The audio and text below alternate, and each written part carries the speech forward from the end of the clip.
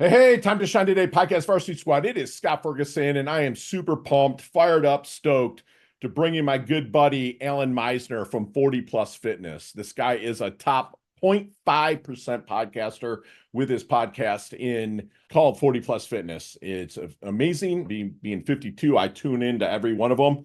His story of kind of not being committed and seeing commitment through early on, and how his daughter really changed his life and his outlook is just amazing. So trust me, you're going to want to share this with anybody that's really looking to level up, not just their health, but also their mindset. Share this with them or hit the like or subscribe button. My sponsors and affiliates absolutely love that. And I honestly have 3 pages of notes. So you might want to break out your notebook as well, because here comes my really good friend, Allan Misner from 40 Plus Fitness. Let's level up. Time to shine today, podcast Varsity Squad. This is Scott Ferguson, and I took up a lot of my guys' time here off the mic, a good 15 minutes, just kind of picking his brain and kind of digging into his past a little bit. But it's my really good friend, Allan Misner, who has 40 Plus Fitness.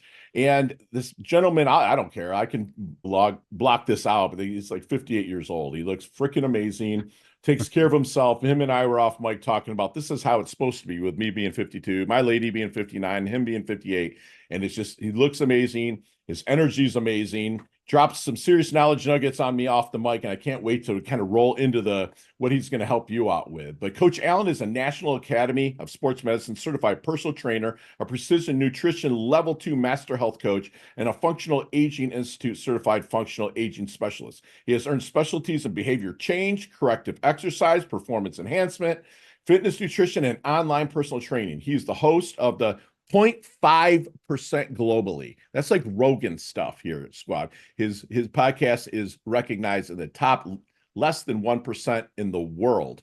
And again, he's the host of the 40 Plus Fitness podcast and is the author of the award-winning book, The Wellness Roadmap, a straightforward guide to health and fitness after the age of 40. And Coach, thank you so much for coming on. Please introduce yourself to Time to Shine Today podcast Varsity Squad. But first, what's your favorite color and why? It's gold. Gold. Love that. Yeah. All I see is gold. Yeah. Well, it's kind of the funny thing is growing up as a kid, and no, I've never lived in Pittsburgh, but I was a Pittsburgh Steelers fan. Okay. And you might know this. Okay, if you're around my age, okay, when I was 6, 7, 8 years old, I'm watching this. This is Mean Joe Green, Terry Bradshaw, Lynn Swan. Every single person on that team should pretty much be in the Hall of Fame right now if they're not already there. Yeah. And so it was watching them. And then when I decided to go to college, I went to Southern Miss, and their color is also gold, black and gold. So it's just kind of been this thing that's followed me along. And yeah, when I see gold, I feel good. Were you there when Favre was there? I was. Okay. Never saw him play in person because I was the guy working my way through school with different jobs. Sure. So every Saturday I was managing a restaurant. Yeah, I was managing a restaurant, listening to the game on the radio. So I'd never actually seen him. And I had a friend who was a cheerleader, smartest guy I've ever met, because he said, look, I live in the athletic dorms. I get to work out with the players, and I get to ride to the games with the cheerleaders. Ooh, that's and date their friends who are hotter than them. That's awesome. They don't even want to be cheerleaders because they're that hot. Love it. Yeah. So he was good friends with Brett. Okay. And one day he brought him into the restaurant. So I met Brett. Nice. He walks in. I think he's like a linebacker. I played high school ball, linebackers with big, huge dudes. He walks in 6'5", 6'6", comes in, and he goes to shake my hand. I'm shaking his hand, and his fingers touch around my hand. Around your hand.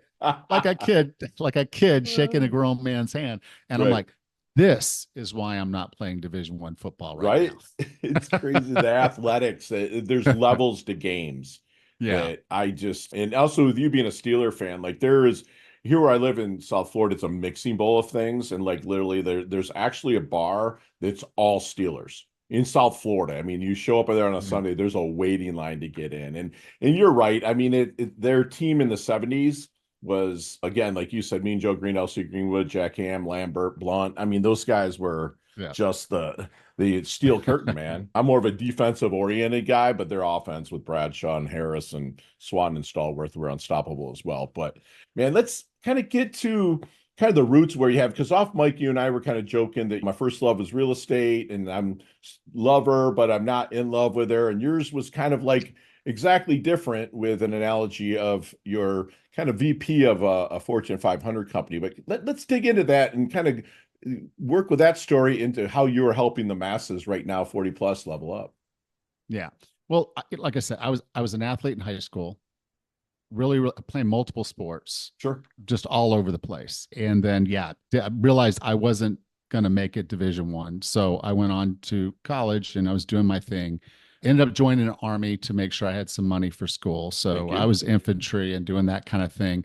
And so I was like at that point, like just at peak fitness. There's like nothing I couldn't do. And at least like you're of course you're in your mid late 20s. Right. You're of course you're invincible and you're strong and I'm lean and I'm able to do all these things.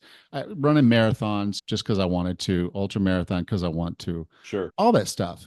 Well, flash forward just even 10 years later, I'm into my career and I go to this resort in Mexico and I forced myself to take this vacation because I had gone 3 years without taking a single day of vacation or a single sick day. Mm. And so I forced myself to take a week off and go down to this beach resort. The day I arrived, I just went upstairs, said, just take me upstairs and sell me one of these timeshares. Okay. Because I knew if I paid for it, well, I knew if I paid for it, I'd show up. So it was kind of Right. one of those things of okay, if I'm pot committed, I'm going to come do this. So take my money and make me do this every week, Oh, I every like year. that. In a way, that's really brilliant in a Yeah. way. Okay. So what was really cool was they had the schedule of all the events that they do every day for entertainment. And one of them that was like 11 o'clock, 10 o'clock in the morning was sand volleyball. Okay. And again, I was really competitive in volleyball when I was younger. So I was like, okay, this is going to be cool. And so I get out there and I almost didn't make it through the whole first game. And this was not 2-on-2 or 4-on-4. This was 6-on-6. Right. Take a step, bump the ball, take a step in How the old were sand, you by bump the ball. then? Because I'm thinking I was Army 39. working 39. Yeah, Okay, I was gotcha. at this point, I'm 39. So, yes, I am vice president at a Fortune 500 company, C suite executive. I've got the job, I've got the thing, what we Sure. do when we're trying to climb the corporate ladder. Sure. I did it, check that box. Right. Absolutely. But I almost had to ask the staff to call an ambulance to take me to the hospital Wow. after one game of sand volleyball. Okay. And so I'm sitting there the Wow. next morning and I'm like, what in the hell has Right. happened? Because this wasn't who I was supposed to be. Right. And I'm like, I asked the guy to take a picture of me at the time.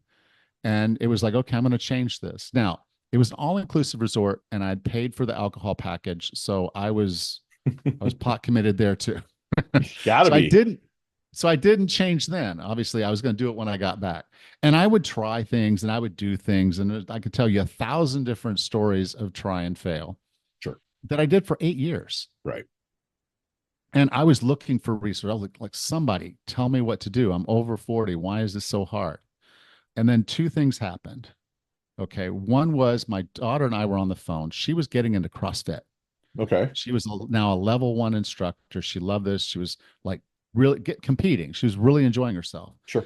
And so she calls me. We're on the phone and she's like, Daddy, would you come watch me do this CrossFit competition? Okay. And I'm like, whoa, I'm How old was supposed to be a how old was your participant. offspring at that time? Yeah, she was 20. 20. Okay. Gotcha. So I'm like, whoa, what's going on here? I was 45 at the time. I'm like, Okay. or 46, but I was like, wait, I'm not supposed to be a spectator. I'm Right. supposed to be a participant. If my daughter tells me she wants to go to a CrossFit competition, I'm like, well, can I do it? And Right. that's what I should have been able to say, and I couldn't. Mm. And that was a kick in the gut. Again, 8 years later, I still hadn't fixed the fundamental problem. And I'm like, okay. So I sat down and I said, okay, why have I been able to do hard things before? All these hard things, pass the CPA exam on the first try, make it to the suite by 39. I was in a ranger unit when I was in the army and I'm busting ass with rangers, even though Sure. had not gone to ranger school. Sure. So I'm doing all this stuff. And I'm like, why is this different? Is this actually harder? Right. And I came to the realization that it wasn't, but my Right. approach was not the same. Because Right. when I was doing those other hard things, I was committed. Right. I was obsessed and fanatical. There was no fail. Right. I hadn't done this with my health and fitness yet. Gotcha. Because you So kind I of were sat there. kind of taking that for granted through the years, in a sense, up until Yeah, that picture was taken when you were 39. Okay, I feel you. right. Gotcha. So I Okay. now here I'm. Yeah, we're practically 8 years later, and I'm like, okay, this is not good. And Right. then I finally said, okay, I haven't committed. I Mm. haven't gotten fanatical. So I started looking for resources. Okay, let's find a book. Okay, so I'm looking for books. Amazon existed at this point, so it's pretty Hmm. easy. I was looking for books. The only books I could find for people over the age of 40 was chair yoga and stretching. Right. Just go stretch and die. I mean, Yeah. that's how I felt about it. Like, this is ridiculous. Right. I Right. can't do what 20-year-olds do. I can't Sure. go and do the insanity workout with Mm. Sean T, no matter how much I like it and it Mm. looks fun. I can't do that. I'm not Right. capable. Right. I break myself. And so I Sure. was like, that it wasn't that. I was looking for podcasts. I was looking for anything. And there was even an online coach. I was like, can I find someone who would coach me online? Right. Nothing. There were some online coaches, bodybuilding prep, show prep, some powerlifting coaches, but really no general pop or older population online coaches, Right. which would have been perfect for me because as a C-suite executive, I was traveling like 90% of the time. Mm. So 90% of the time travel, if you do the math, I'm home one weekend a month. Right. So I Right. can't really try and I can't hire a coach, local coach, and say, hey, train me one week in a month. I'm not going to get there. So Can't commit. I Yeah. decided to become my own coach. Again, fanatical. Yeah. So I went and got the certifications. I went all the most of the certifications you're talking about there earlier, those I went and got those. I got those to be my own trainer. Gotcha. Okay. So now I know what personal trainers know. And so I started training myself. Gotcha. No, I also knew my behavior and the way I am. It's classically called type A, but No way. I call it I call it high challenge. I like having a challenge. I like something scary and hard in front of me. So I called up my daughter and I said, "Hey, how about we do a Tough Mudder?" Ooh, there you go. Ooh, she's a level 1 CrossFit coach, and I have no business signing up for a Tough Mudder at this point in my life. But I knew if I had that scary big thing in front of me, I'd get there. You dig in. And I Yeah. yeah, and I Yeah. committed myself to say I don't want to just go to a Tough Mudder with her and then her either leave me behind or feel like she has to stay back with me. Yeah. I was Gotcha. like, I want her to run as hard as she wants to run, and I want to run her race. Right. Right. Okay. Which meant I had to fundamentally change my life Gotcha. and my body. Yeah. So 100%. Yeah. So I, over the course of 11 months, this was 8 months that I gave myself to get this done. So I'd started losing some weight because I made that initial commitment when I Hmm. said, I'm not going to do this. When I actually sat down and said, no, I'm going to do this Tough Mudder, over the course of the 11 months, I lost 66 pounds of fat Wow. and I put on Wow. 11 pounds of muscle. Hell yeah. What were you weighing And then at your heaviest, fattest? And the reason I, I can say that because I was yeah, 317 pounds with about 7 chins at one time. yeah. So I how don't much? know. Okay. I honestly don't know how much Okay. I weighed. What I do know is that when I weighed myself and I went and got a DEXA scan and everything, as soon as I made that commitment, I'm Hmm. like, okay, let's draw the line in the sand. Okay, Yeah. where am I Get right the now? facts. And Absolutely. so I Yeah. got a DEXA scan done, got weighed. At the time they weighed me, I weighed just under 260 pounds. Gotcha. Gotcha. Okay. Okay.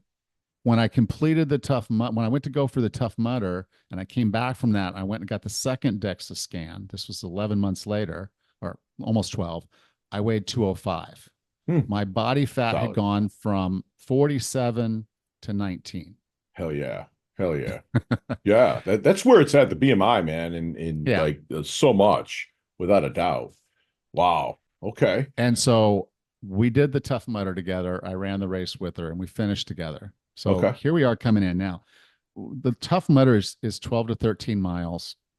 it's in terrain that is tough because this is where ATVs go and stuff like that. So Mm-hmm. this is not just a run. This is rough terrain and difficult to get through. Sure. And then they throw in 25 obstacles to just salt it up a little bit, get some Yep. flavor in there. Yeah. Yep. And so one of the last deals was an electric challenge. So there's these electrodes hanging from rods, and you're running through, and basically there's water, and then there's ripples in the mud underneath, like rows. Mm-hmm. And so as you're running, you can't just run. You got to pay attention. You're stepping in the water, and there's these hanging electrodes that are going to hit your body and send enough electricity that it will put you on your face. Right. Right. Okay. This is part of the race, right? This is part of the race. Yeah. Yes. Yeah. So we're coming up on this obstacle, and there's like 25 guys standing there looking at the obstacle, and they're just the trepidation. You could just see the fear. Sure. And I knew because they were watching guys run and hit those wires and fall face first, try to get up. That's instinct, and Sure. get hit again and go down again. So every one of these guys was just looking at it like, holy hell, man, that hurts. That looks like that's really bad. I don't. So we're running up on this, and my daughter's like, what do you want to do? I'm like, just go around and we'll meet on the other side. Right. She's like, we're going to go right past them. I'm like, yeah. She said, we're not going to wait. I'm like, no, go. We both separate. We come back together. I grab her hand and we run through. Okay. Now the electrodes did hit, and you Sure. could feel them because your leg would start to feel like it was going to go numb or that kind of Absolutely, thing. But we ran right through, Yeah. and we finished that race holding hands. Nice. So that's a memory that is seared in my brain. Absolutely. Just like when she was born and she wrapped her hands around my pinky. Yeah. And just like walking her down the aisle just 2 years ago. And I know if I had not made that commitment when she told me to come watch her do a CrossFit competition, I might not have been there. Sure. Yeah. Okay. So those are the moments. Now I'll give you guys a little hint. If you ever do a Tough Mudder and you're running through that, hold someone else's hand, because the distribution of charge between two people is going to help you get through that a lot easier. Okay. So I cheated a little bit because I know a little bit about electricity because I have an associate's degree in physics. But that said, we went right through it. She felt great. I felt great. And so it was just really one of the most wonderful moments in my life. Love that. I'm so glad I did that. So thank you for sharing that. So what is, okay, so there's a lot of, okay, I have competed in a lot of bodybuilding competitions, and I've had those online coaches and whatnot, but so a couple of them are just cookie cutter. I catch them like cutting and pasting from other clients, whatever. So what do you think then makes a great, because a lot of your work is virtual or like Zooming and stuff like that, because again, thank you for sharing that about Fathom earlier. But what do you think makes a great coach? Okay. A great coach meets you where you are and moves you to where you want to be. Love that. Okay. So this is not about meeting you for a certain number of hours. This is not about just saying, okay, I want you to put on muscle mass or lose body fat or whatever. Sure. It's what you need. So I'll tell you a short story. Won't be very long. Okay. So my grandfather, Glenn, loved golf. Mm-hmm. He lived on a golf course. He played golf every day until he was 80. Okay. And then he quit golf. And I'm with him one time. I'm like, okay, Grandpa, why aren't you going out with the guys? She's like, well, my balance and everything. I said, I can't swing a club anymore. And I was like, oh, that's terrible. You want to go hit some balls, just the two of us? We'll just go over here and work on your balance. She's like, no, I can't do it. I've tried. I'm like, okay. Now a lot of people say, well, he's 80 years old. Okay, he's an old man. That sometimes you gotta put your clubs away, right? Right. He lived until he was 95. Okay. So the last 15 years of his life, he didn't get to do the thing he loved the most. Yeah. Okay. Now flash forward to 90. He can't make it from his chair to the bathroom in time. Oh, gotcha. He has to call down at the desk. He lived in this assisted care facility place with apartments, but they would have to come to his apartment and clean him up because he couldn't even do that. Sure. Okay. So I tell people I want to be able to wipe my own ass when I'm 105. Love it. Love it. Okay. Love it. 100%. Yeah, man. Okay. And what that means is that I want to live my life on my terms. I want to do the things I love. I want to be independent. I want to take care of myself. And I want to be able to take care of my wife and do those other things. So when I'm coaching someone, it's really, what do you really want? Yeah. And if I'm talking to someone and I'm like, okay, well, what do you want now? Sure. And for most people, it's like, well, I'd like to cut 25 pounds, 60 pounds, whatever.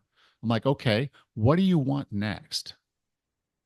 And most people have never thought about the next. Okay. The next is where your life is going. So if someone tells me I used to play tennis and I loved it, but with my ankles and this and that, I can't play. Yeah. And I'm like, well, we need to get that back for you. Yeah. Yeah. I'm not going to play around, just say, let's get rid of 60 pounds. You'll feel so much better. Your energy will a little bit high, but I want you to then be able to go out there and build the conditioning necessary so you can start playing. And maybe it's pickleball you play instead. Yeah. I don't care. But you're still moving, baby. I want you to be out there doing the things that you love, right, as long as you possibly can. I want you to be independent as long as you possibly can. Right. And if you find yourself now in your 30s, 40s, 50s, and you can't open a pickle jar, right, you ain't getting no pickles. 100%, man. And if you have to ask somebody else to open that, you are now no longer independent. True. And if you need a tool to do it, you're no longer independent. And so as we look at our lives and we think about, well, what do I really need and what do I really want? Yeah. So at the time, the Tough Mudder, I needed or wanted to be able to do a Tough Mudder. Yeah. And so that's what my fitness looked like. Sure. I was a maniac. Right. I was a complete freaking maniac with my training, and I was able to sprint at that level. I will do it. Yeah. That was awesome. But there's other times when people can't do that and they want something more, you could call it benign, but it's important to them. Sure. Okay. So you want to put on a little bit of muscle mass because you realize, okay, I don't really look very good. I don't feel very good. I don't have much energy. Or if it's a lady, it could be, okay, my bone density, the doctor's telling me I'm starting to show osteopenia and osteoporosis. Mm. So you're like, okay, I need to build some bone density. He's telling me to do some exercise to build some bone density. And so when I'm having that conversation with her, I'm like, okay, this is resistance exercise. Right. So I'm going to give you some resistance exercises to help you build a little bit more muscle. It's going to be hard because you're a woman. Yeah. And you're older. So it's going to come slow, but we can build bone density. And that's what we need to focus on. I love that you're kind of really niche into what that person wants. Because even one of my speeches that I give is like people ask, what do I want? Or what's my definition of what I want or success? It's living a life of options, not obligations. If you're obligated to that freaking wheelchair or you're obligated to that couch, it's not fun, right? So let me ask you this then. When you're in talking with a client or a prospect or whatnot, is there any good question that you wish they would ask you but never do? Well, I've done this for almost 9 years, so I've had a lot of questions. I think what a lot of it is people will have struggled. And probably the main thing I hear, the first thing I hear a lot of times is, I know what to do, but I don't do it. Sure. Okay. And so I wish more people would ask me, it's like, why am I not doing it? Okay. Okay. Because we look at motivation like this magic force. Sure. I'm going to start on Monday. You and I are talking on a Thursday. It's like, hey, let's start doing this on Monday. Okay. When I start tomorrow, why start tomorrow? We'll start Monday. Right. Right. And so we expect then Monday morning, we're going to wake up. The alarm goes off at 5:30, motivation. And maybe it's there. Maybe it's there. It's awesome. It shows up on that Monday. We love it. We're out there doing the thing. And then 3 weeks later, we wake up one morning and motivation doesn't show up. We hit the alarm off and we go back to sleep. Yeah. Okay. So everybody thinks that motivation is this thing that comes. Sure. But what motivation is something entirely different. Motivation comes from doing. Yeah. Exactly. Okay. And so there are two types of motivation. There's accountability and there's self-efficacy.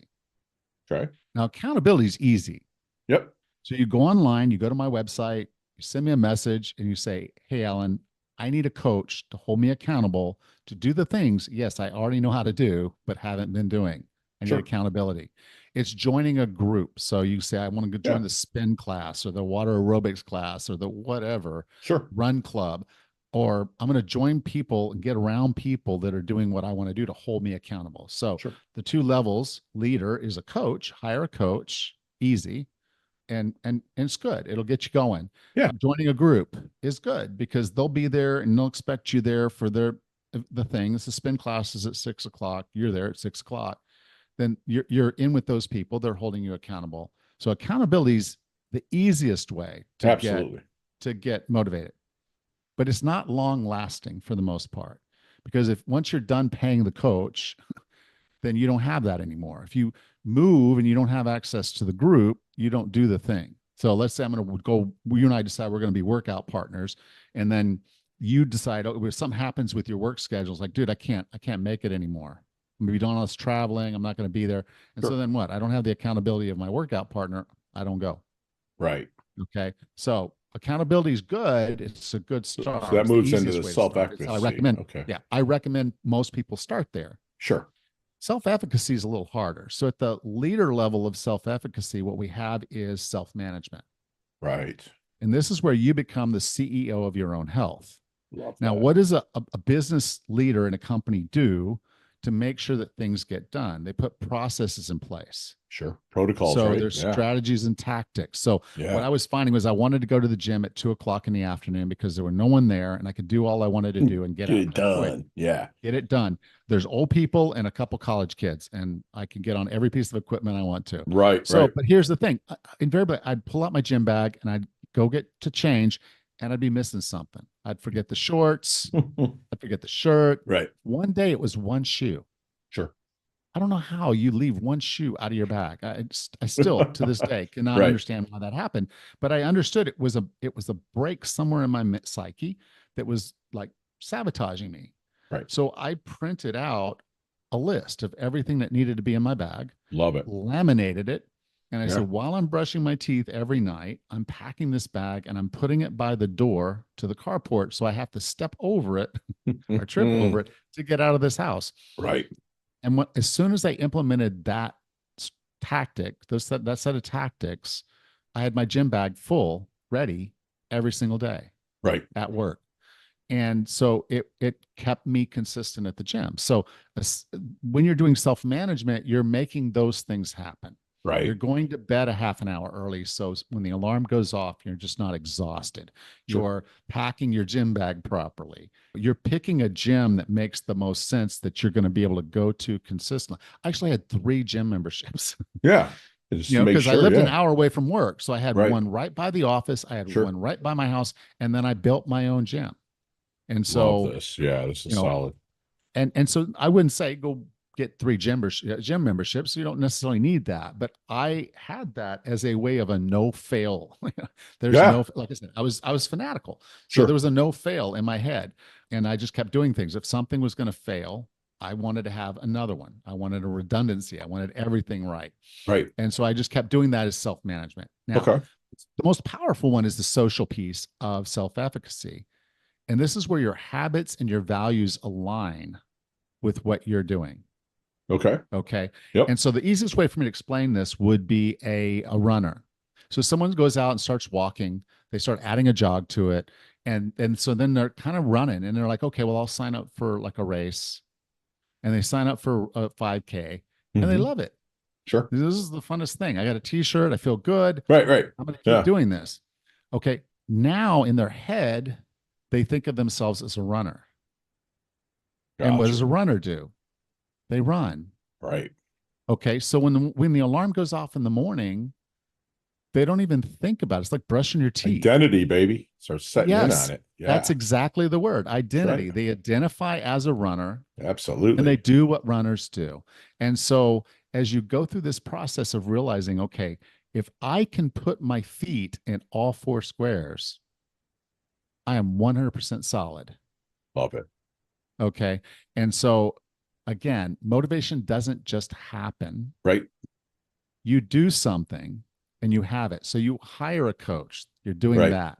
You join the group and you have that. Now you have your accountability solid. You start looking and implementing processes, basically strategies and and tactics that make sure it's easier and easier to be successful. You do your batch cooking on Sunday. So if you come home and you're tired, you've got good quality food sitting in your freezer, Oh your yeah. fridge. Oh yeah. You're making sure, okay, I know if I try to work out in the evening when I'm tired, I'm much more likely to just drive right past that gym. Right. But if I do it in the morning, I know it got done. Yeah. So you do those things. That's the CEO of your own health and fitness, your Yeah. own body. And You then know, the identity comes from just doing and doing and doing yeah, until it's a habit. exactly. It's like And McKay said it, like motivation is like bathing. You got to do it every day. And I love that you yeah. lead into the self-efficacy with basically how habits and values aligning with that. That's beautiful. So have you seen the movie Back to the Future? All of them. Yeah. That's Yeah, what you okay, did. gotcha. Let's get in that DeLorean. Let's get in that DeLorean with Marty McFly. Let's go back to the Double Deuce, the 22-year-old Allan. What kind of knowledge nuggets might you drop on him? Not so much to change anything, but to maybe help him shorten a learning curve, blast through, and level up, maybe just a little bit quicker. Well, I think the short answer was I didn't think I would ever be fat. I didn't Sure. think I would ever be lazy Right. because I had not been those things. I wasn't those things. Sure. I was for most people, if you ask back, they'll say Allan was the hardest working person I've ever seen. Right. I was driven, 100% driven, whether it was athletics, when I went to college, everything I did, boom, I'm on it. Like I said, fully committed in. At 22, I was just coming out of the Army and going into Southern Miss to major in accounting. Sure. Okay. Got my bachelor's and master's degree in 3 years, Okay. 3.5 years. What would you tell? Well, I would tell him to stay that way. You know, you're gonna want to basically, you're gonna let stress change your behavior. And when stress changes your behavior, it's typically not a good behavior. Right. Yeah. And that's what happened. It's like, okay, I'm eating like crap because I'm traveling and this is easy. This is fast. Get off work, you go home, you go back to the hotel. There's a hotel bar. You Right. walk in there. It's like, okay, I'll have the hamburger, fries, and a beer. Right. And then Easy peasy. They bring you the beer. You drink the beer. By the time before the hamburger even arrives, you're like, oh, okay, I'll have another beer. Another beer. Yeah. And then you're eating the hamburger and the fries, and it's like, yeah, I'll take another beer. And then I'll close it out with another beer, maybe two. And that's my night. Then go back to home, back to my room, pass out, do it all over. Yeah. So you'd say really just to stay who you are and stay who you are. Yeah. And don't let life, because again, 100%. Yeah. Working that hard, putting those hours in, doing those things. Yeah. Most people would think it's impossible. It's impossible to get fit. It's impossible to stay fit. That's mediocre, baby. Winners make what? Adjustments. Right. What do mediocre people make? Right. Excuses. Bottom line, baby. Stop. And so when I was trying to change and I was traveling, it was simple. It was like, okay, I'm staying at this hotel, or I could stay at this hotel or that hotel. Which hotel is better? Well, this one has better access to a better gym. Yeah. Okay. I'm looking at restaurants between where my office is and where this hotel is. What restaurants are there? Go online, look at their menu. 100%. That's right. What am I going to order before I even walk in the door? Yeah. Okay. They sit down, they say, what would you like to drink? I'm like, club soda, water. Yeah. Do you have bottled water? Like, sure. So they bring me a water. I order something that it fits. Yeah. It's whole food. It's exactly what I want. I know it's not going to weigh me down, and I know it's not bad. It's not best because I'm not cooking it. Sure. But it is what it is. So best foods I can get where I am. I used to carry food. I was this weirdo. Like, they open up my bag. There's sardines. There's tuna. I do it every day, baby. I do it every day. Yeah. It's in my luggage. And they're like, what is this? Well, I just tell you, when you're traveling, particularly international, don't put your protein powder in a Ziploc bag. Okay. Yes, just don't do that. Did that before. There will be a lot of questions. So how does Alan, want his dash remembered, that little line in between your incarnation date and your expiration date. Hopefully it's way down the line, your life date and death date. How does Alan want that dash remembered? Because you do a lot for a lot of people. Okay, but how do you want that dash remembered? Well, again, I'm trying to think about the context of the question, but the general The thing is context like, is, how do you want to be remembered, brother? Like, do you okay, want to be well, remembered that's the as, point. yeah, No one's gonna remember me as being the best internal auditor they ever met, and that yes, he was the guy who was the executive that was in a fight every day at work. Everybody hates him. He's the auditor. Everybody hates him. That was where I was. That was my legacy. Yes, I'm making the money and then I'm out. okay, That's not a legacy. Right now, I speak to thousands of people and I give them the best advice I can to improve their health and fitness. sure. And I get messages all the time. I've been listening to your podcast for years. I've lost 100 pounds. Hell yeah, makes you feel I had good, one right? woman I was talking to. Yeah, she hired me. She hired me to strength coach her because she had been following me for 9 years. She's listened to every episode. She said, I've listened to every episode of your podcast. And she said, I've lost 100 pounds. And I'm like, that's incredible. And she says, what? One time we were chatting. She says, you probably don't remember this conversation. We were chatting on Facebook and something came up about the failure rate of people who lose weight and regain it. And you said that the stat you had seen was 12% were the people who were able to keep it off. Sure. And then she said, you said to me, I believe you've probably been in the top percent many, many times in your life. And you can be in the top 10% of this. Right. Right. And she said, I wrote that down. She said, it's on my wall behind me. Someone believed and I in look her. at it every day. Yeah. Okay. Yes. And so that's what I want. I want people to remember he was trying to help in an environment where we're all in trouble. Yeah. The obesity rate is soaring. I saw a stat this week. 1 billion people on this planet are obese. There's only a little over 8 billion of us now. Yeah. And yeah. 1 billion. Yep. Okay. Yep. I'm not going to turn 1 billion people around, but would be great. It'd be a good story. Yeah. I know, God, I've done a lot of bad things, but hey, 1 billion people. That's just it. That's all I want. Love it. Yeah. Love it. But, So but it's just one of those things of saying, that's what I want. I want people to remember that I did all I could to basically give them good information and help them fix themselves. That's beautiful, man. So selfless. That's fantastic. So what is your definition in a concise sense? What is your definition of a life well lived? I think it's having the experiences that you want to have. Yeah. So those options, I traveled. baby. Yeah. I traveled around the world myself. That's what I wanted to do. I took a job that specifically allowed me to do that, not just for the job, because I did with the job, but for myself. And so I levered everything with my career, with my life to go and see and do all these things. And I brought my daughter along with me as she was growing up. So That's she's awesome. been able to see the world.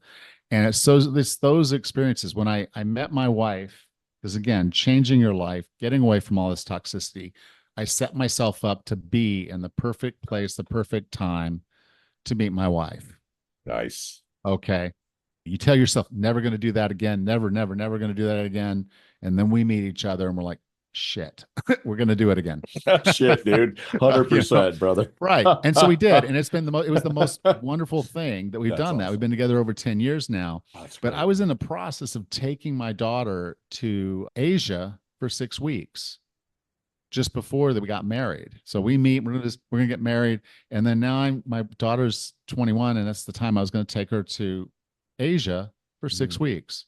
Right. And so I'm like, well, I can't just, I mean, it's weird. We just got married in May, and now here I am in the summer going to take my daughter and leave for six weeks. So, well, I should take my wife.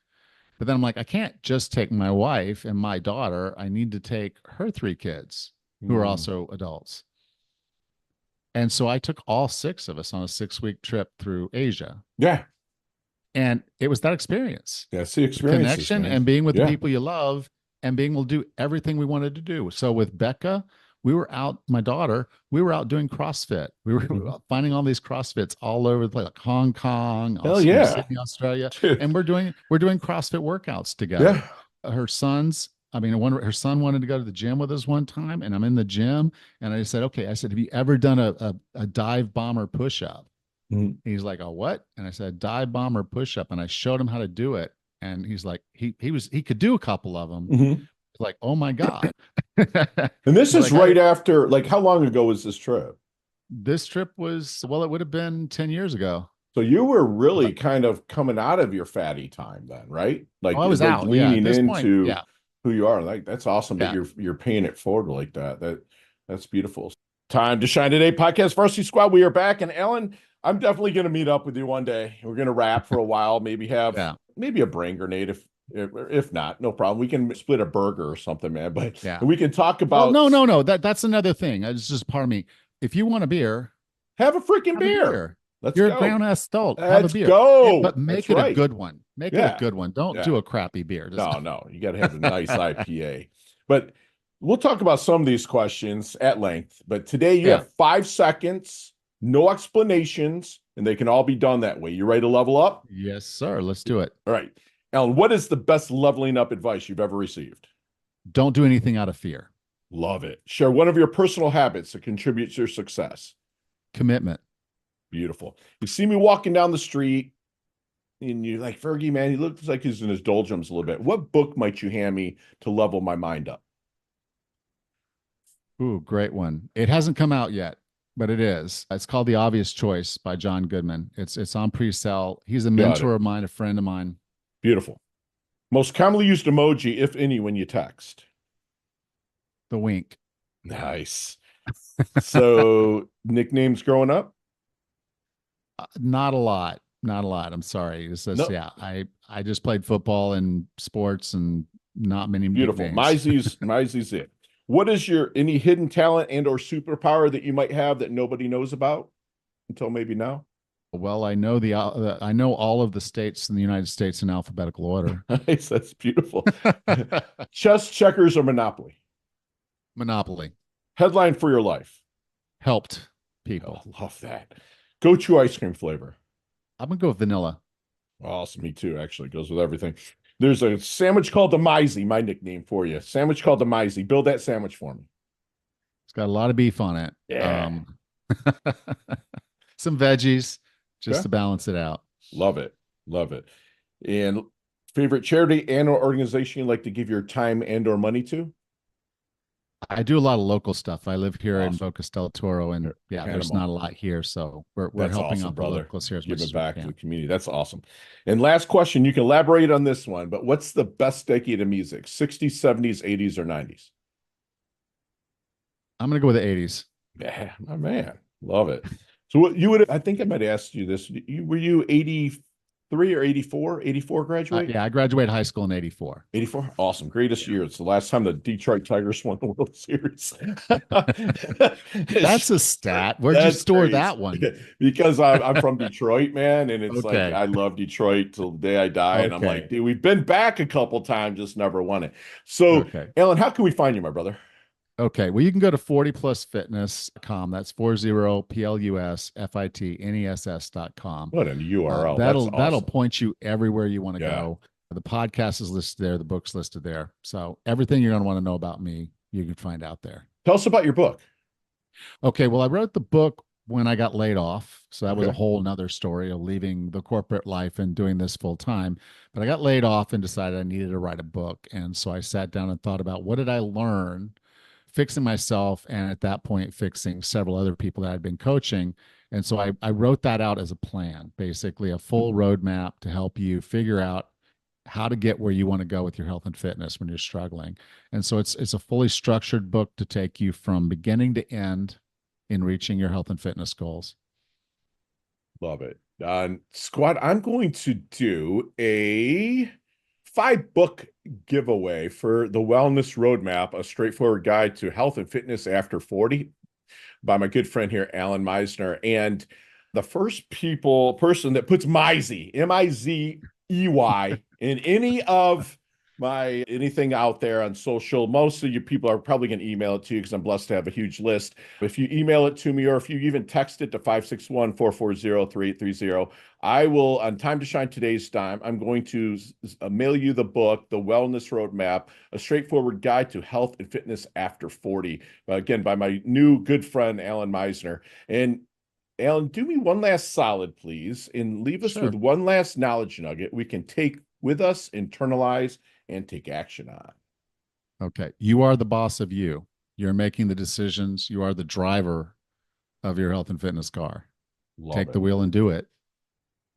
I love it. And Squad, you hear me talk a lot about my coaching philosophy. It aligns so much with Allan's with regards to, like, I take my clients, and he just mentioned kind of the driving. I put my clients in the driver's seat and I sit in the passenger seat, and I say that rearview mirror, that's small for a reason. That's where your past is. That's where things happen, but it's a great place to visit and learn from. But we don't live there. If you want to be there, then I got to send you to a therapist. But the windshield, big, huge, scary. What? It's crazy. But if you look at the dashboard since 2011, they have these things called GPS.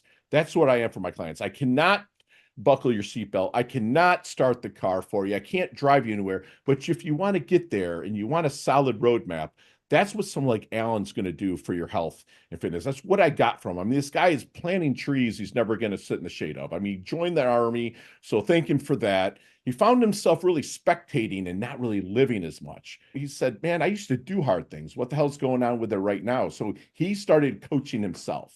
He became a fanatic. He became committed to it so he could hang out with his offspring, his daughter, and go do fun things instead of sitting on the sidelines spectating. And he calls it kind of a high challenge personality. And if you're out there, a really good tip for you, and you're doing the Tough Mudder and those electrodes are out there, make sure you hold hands to somebody because that will help you out a lot. Great coach, Allan reminded us, will meet you where you are. Be that mirror for you. He'll ask you kind of like, what, or ask your coach, what do you want me to do now? And then maybe even what's next. You remind us there's two kinds of motivation. There's accountability, which it's hard, but it's easier than really changing your identity with a self-efficacy that he talked about. He wants you to be the CEO of your own health, your whole life. And remember that winners make adjustments. I never say losers, but mediocre people make excuses. Okay, winners will make adjustments. Like he was talking about laminating that paper, putting it on the door so he didn't walk out in the bag in front of the door so he had to trip over it to get out to his carport.